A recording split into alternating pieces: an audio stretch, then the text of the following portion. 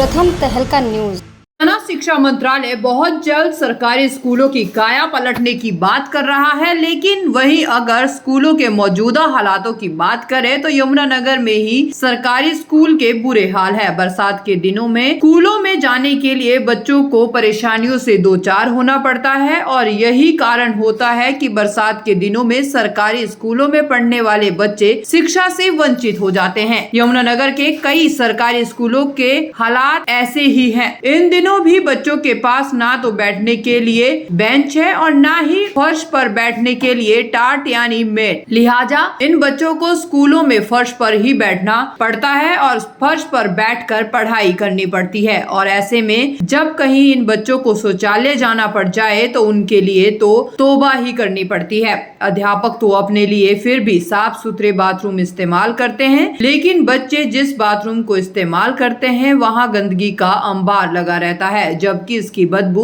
से पूरा स्कूल भी परेशान होता है। देखिए, ये तो हर साल का ही है। यहाँ जैसे बारिश होती है तो रास्ता पूरी तरह से बाधित हो जाता है और आसपास निकलने की जगह मिलती नहीं। सारे टीचर्स को भी प्रॉब्लम होती है और बच्चों को भी होती है।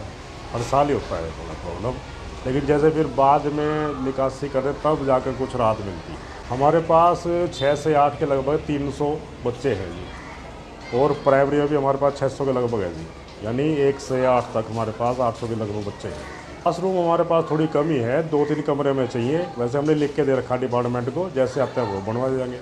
अच्छा, प्राइमरी में हमारे पास 4 कमरों की ग्रांट आ चुकी है, हमने 6 दिए थे लिखकर। जैसे वो बनेंगे तो कुछ राहत मिल जाएगी। हाँ जी, मैथ के टीचर की हमारे पास पोस्ट वैकेंट है। अब शायद जो ट्रांसफ़र होंगे अब उनमें शायद आ जाएंगे, वो भी थोड़ी प्रॉब्लम हमारी सॉल्व हो जाएगी। और हमारे पास मिडल में तो नहीं है, लेकिन हाँ प्राइमरी में है। तो ये थोड़ी हमारे पास समस्या कि मिडिल में स्वीपर कभी कभी करता है साफ सफाई लगातार। नहीं, वैसे जहाँ तक संभव होता है हम यहाँ करते हैं, ऐसी दिक्कत नहीं है। बेंचें भी हमारे पास, थोड़ा कमरों की 1-2 कमरों की दिक्कत है हमारे पास, इसलिए हमें थोड़ा बरामदे बिठाने पड़ते हैं 2 सेक्शन। जैसे आ जाएंगे अपना करवा देंगे, कोई दिक्कत नहीं है। वहीं ऐसे में हरियाणा के शिक्षा मंत्री कंवरपाल गुर्जर का कहना है कि बहुत जल्द ही हरियाणा में सरकारी स्कूलों का ढांचा बदल दिया जाएगा। इन स्कूलों के लिए आने जाने का रास्ता पक्का किया जाएगा और स्कूलों की 4 दीवारी भी की जाएगी, जबकि स्कूलों के लिए हवादार साफ सुथरे कमरे बनाए जाएंगे और बच्चों के बैठने के लिए ड्यूल डेस्क का भी बंदोबस्त किया जाएगा। जिन स्कूलों की छत खराब है उसको भी बहुत जल्द रिपेयर कर स्कूलों का पूरा नक्शा चेंज कर दिया जाएगा। हालांकि पायलट प्रोजेक्ट शुरुआत में सीएम सिटी करनाल और शिक्षा मंत्री के गृह जिले यमुनानगर में किया जाएगा। पुलिस में कोई सच्चाई नहीं है। जिस प्रकार का वीडियो है, आप किसी भी स्कूल में पता कर सकते हैं कहाँ फीस ली जा रही है। एक योजना तैयार कर रही है। अभी हमने निर्णय लिया कि जितने स्कूल है सारों में कुछ काम ऐसे हैं, जैसे ड्यूल डेस्क है, हमने कहा वो सारा हम कंप्लीट करेंगे।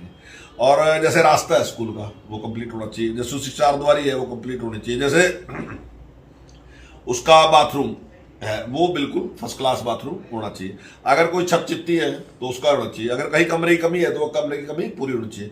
अगर उसका सौंदर्यकरण करना तो वो सौंदर्यकरण होना चाहिए। ये 7 चीजें हमने बनाया कि सारी की सारी शुरू करनी। अब हमने उसके लिए एक ट्रायल शुरू किया। अभी मैं आपको बताता हूँ। हमने करनाल को चुना और जगाधरी को चुना। करनाल में हमने ड्यूल डेस्क के लिए किया। हमने कहा कि एसएमसी ही खरीद करेगी, हम नहीं खरीद करेंगे। एसएमसी देखेगी उसकी जरूरत क्या है, एसएमसी पूरी खरीद करेगी। हमारा टीचर होगा साथ, वो होगा, सारे के सारे बैठ के उसको विचार करेंगे, उसमें करेंगे कि हमने कितना ड्यूल डेस्क चाहिए। और हमने कहा कि आप कितने तक कर देंगे, तो उन्होंने कहा कि 5 अगस्त तक हम सारा का सारा खरीद लेंगे। हमने कहा कि हम सारा पैसा रोक देंगे। और करनाल ने वो सारा का सारा एस्टिमेट हमें भेज दिया और निश्चित तौर से 5 तक कर लेंगे। वो मेरे ख्याल 4.5 करोड़ या 5 करोड़ रुपए का ड्यूल डेस्क है, वो सारा उन्हें दे दिया। अब ड्यूल डेस्क लिख रहा है इसमें। ये केवल अभी हमारा पायलट प्रोग्राम है। अभी हमने केवल 2 ब्लॉक चुने। हम इसमें देखेंगे कि हमने एसएमसी को पैसे दे दिए तो इस पैसे देने के बाद क्या क्या प्रॉब्लम सामने आई। अगर ये सारा का सारा स्मूथली चला और कोई प्रॉब्लम सामने नहीं आई तो जल्दी इसी साल के लास्ट तक इन सारे स्कूलों के सारे काम करा देंगे, क्योंकि एसएमसी अपने आप करेगी। हम पैसे डाल देंगे, वो सारा कर लेंगे। हमने पायलट इसलिए रखा कि जो समस्या आएगी ताकि उसको हम चेक कर सकें। ऐसा ना हो कि सारे हम शुरू कर दें और फिर समस्या बहुत आता।